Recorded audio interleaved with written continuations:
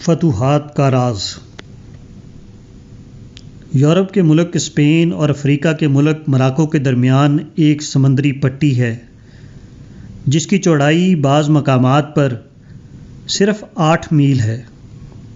یہاں اسپین کی جانب 2 ساحلی مقامات کے نام یہ ہیں: طریفہ اور جبرالٹر۔ یہ دونوں اسپینی شہر 2 مسلم سرداروں کے نام پر ہیں، جن میں سے ایک کا نام طریف اور دوسرے کا نام طارق تھا۔ یہ دونوں مسلم سردار 711 عیسوی 92 ہجری میں مراکش کے راستے سے کشتیوں کے ذریعے اسپین میں داخل ہوئے۔ یہ وہ زمانہ تھا جب کہ اسپین میں شاہ لرزیق کنگ روڈرک کی حکومت تھی۔ بادشاہ کے مظالم سے بگڑ کر خود اسپین کے لوگوں نے مسلمانوں کو اسپین پر حملہ کرنے کی دعوت دی۔ چنانچہ مسلمانوں کی فوج جو ابتداً اسپین میں داخل ہوئی، اس کے ساتھ ایک اسپینی سردار کاؤنٹ جولین بھی شامل تھا اور مسلمانوں کی رہنمائی کر رہا تھا۔ انسائکلوپیڈیا برٹانیکا کے مقالہ نگار نے اعتراف کیا ہے کہ اسپین پر مسلمانوں کا حملہ گاتھ لوگوں کی دعوت کا نتیجہ تھا، نہ کہ مسلمانوں کا اپنا اقدام۔ اسپین کے لوگ بادشاہ کے مظالم سے تنگ آ چکے تھے۔ یہی وجہ ہے کہ اکثر اسپینی باشندوں نے تعجب خیز طور پر طارق ابن زیاد کی رضاکارانہ اطاعت قبول کر لی۔ انسائکلوپیڈیا برٹانیکا کے مقالہ نگار نے مزید لکھا ہے کہ مسلمانوں کی فتح نے اسپینی سماج کے بہت سے عناصر کو فائدہ پہنچایا۔ ٹیکسوں کا بوجھ مجموعی طور پر اس سے کم سخت ہو گیا جو گاتھ عہد کے آخری برسوں میں اسپین میں تھا۔ غلام مزدوروں جنہوں نے اسلام قبول کر لیا تھا، ان کو آزاد حیثیت حاصل ہو گئی۔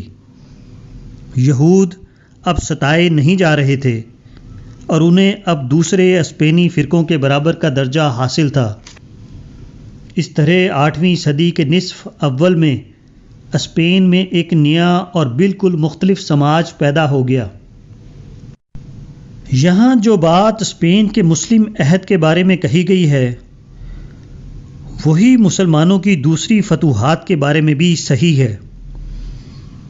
1 صدی سے بھی کم عرصے میں مسلمان جس طرح دنیا کے بڑے حصے پر چھا گئے، اس کی ایک وجہ یہ تھی کہ یہ ممالک اپنے ملکی حکمرانوں کے مظالم سے تنگ آئے ہوئے تھے۔ وہ کسی نئے نجات دہندہ کے انتظار میں تھے، چنانچہ انہوں نے ہر جگہ مسلمانوں کو خوش آمدید کہا۔ بادشاہوں سے ضرور مسلمانوں کی لڑائیاں ہوئیں، مگر ان ملکوں کے عوام کے دل اکثر مقامات پر مسلمانوں کے ساتھ تھے۔ انہوں نے نہایت آسانی سے ہر جگہ مسلمانوں کی اطاعت قبول کر لی۔ اسپین کا 800 سالہ مسلم عہد تہذیب کی تاریخ میں انتہائی شاندار عہد تھا۔ مسلمانوں نے اس دور میں ہر اعتبار سے اعلیٰ ترین مثال قائم کی۔ کسی عیسائی پر کبھی مذہب کی بنیاد پر ظلم نہیں کیا گیا۔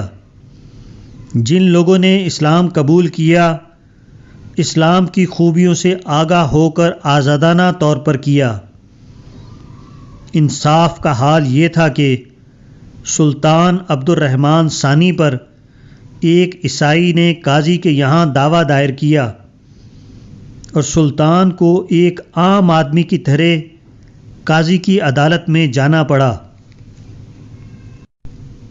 مسلمانوں نے تمام ملک میں سڑکوں اور نہروں کا جال بچھا دیا۔ جگہ جگہ پل بنائے گئے۔